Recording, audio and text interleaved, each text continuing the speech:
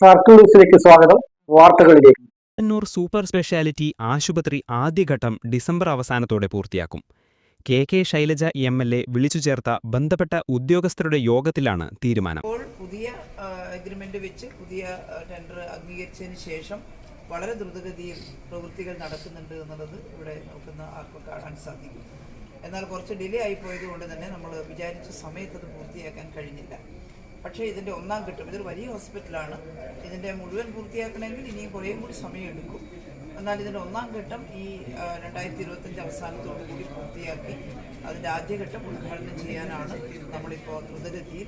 നഗരസഭാ chairman N Shajid, ആരോഗ്യ standing committee chairman K Majeed, ward councillor Prajila, KMCL general manager doctor Arun, e health technical manager Vinuraj, NHM ജില്ലാ programme officer doctor Anilkumar, KSEB exe എഞ്ചിനീയർമാരായ Sreelakumari, Vaishakh, water authority assist exe engineer Shinto Joseph, ആരും nodal officer doctor CP Bijoy, RK കരാറുകാരൻ